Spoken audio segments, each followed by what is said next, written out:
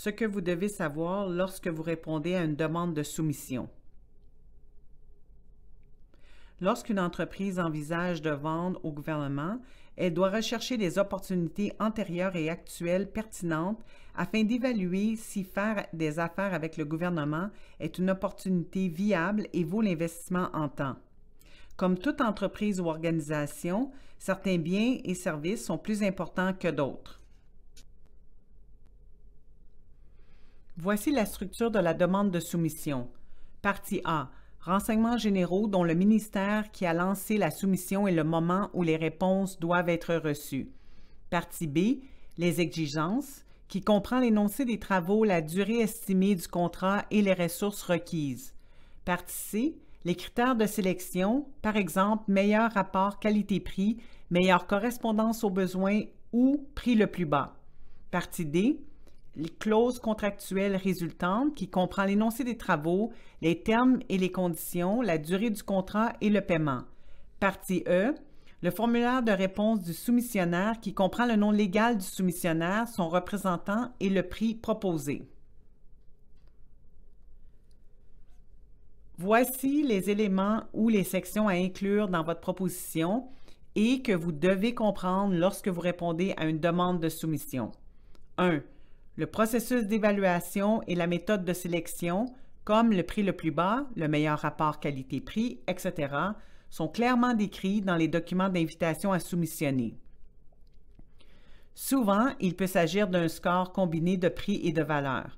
Assurez-vous de bien comprendre la méthode de sélection et d'adapter votre stratégie d'enchère en conséquence. 2. Votre proposition technique doit d'abord aborder chacun des éléments précisés dans la demande dans l'ordre. Les propositions techniques sont comparées aux critères d'évaluation énoncés dans la demande et conjointement avec l'énoncé des travaux qui l'accompagnent. 3. Généralement définis par le ministère client, les critères d'évaluation obligatoires déterminent les exigences minimales essentielles à la réussite des travaux.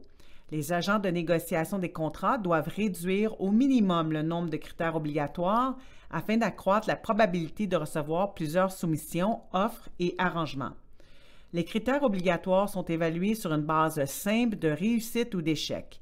Les soumissions qui ne répondent pas à l'un des critères obligatoires seront considérées comme non recevables et seules les offres qui répondent à tous les critères obligatoires seront soumises à une notation par point.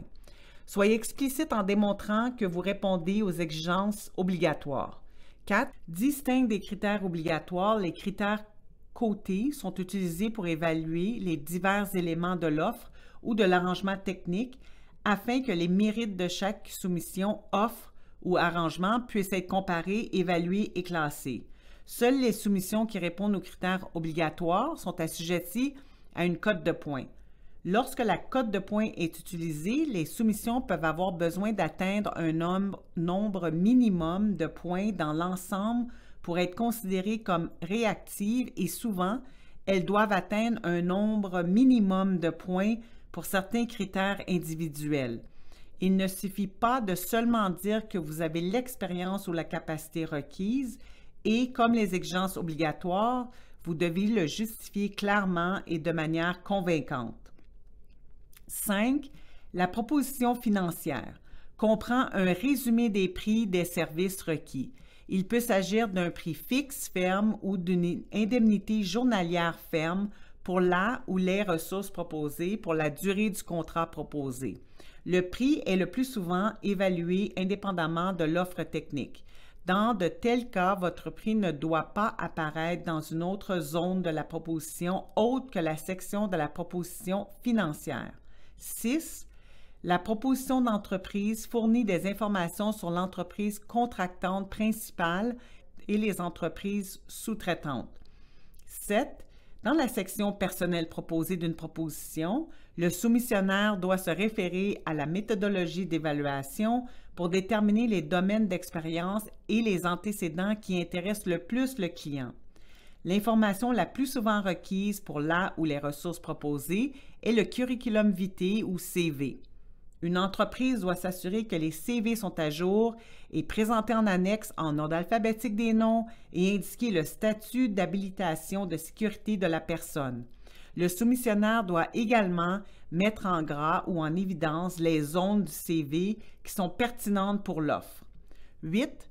Les exigences de certification doivent être incluses dans tous les documents d'invitation à soumissionner. Les fournisseurs doivent fournir les attestations requises pour obtenir un contrat ou recevoir une offre à commande ou une entente d'approvisionnement. Le Canada déclarera la soumission non recevable si les attestations requises ne sont pas remplies et soumises comme demandé. Ceux-ci peuvent souvent être négligés. Alors, soyez diligents dans l'identification de toutes les informations à soumettre dans le cadre de la soumission. 9. Lorsque les habilitations de sécurité sont obligatoires, elles doivent être obtenues avant le début du travail. 10. Il existe 3 types de vérifications menées par la SAEA. La première, une vérification pré-attribution, est obligatoire pour les exigences de mise en jachère de la SAEA évaluées à 2 millions de dollars ou plus.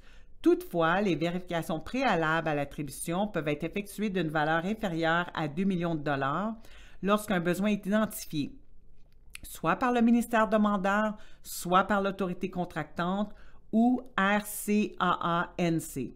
Une vérification préalable à l'attribution peut également être effectuée de façon aléatoire. B.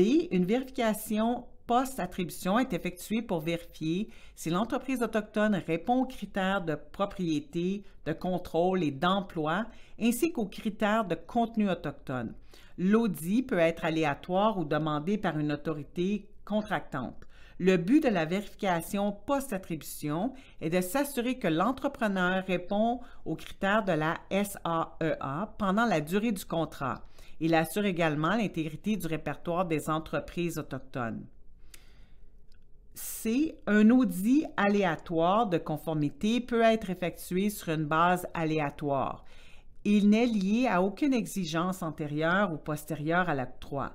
L'objectif de la vérification de la conformité est d'assurer l'intégrité du répertoire des entreprises autochtones en garantissant que les entreprises inscrites en vertu de la SAEA se conforment aux exigences énoncées dans l'APM 1996-6. L'audit de conformité suit exactement la même procédure que l'audit pré-attribution. Nous espérons que cette séance de formation a été informative et utile et aidera les entreprises autochtones à faire affaire avec le gouvernement du Canada. Merci. Miigwech.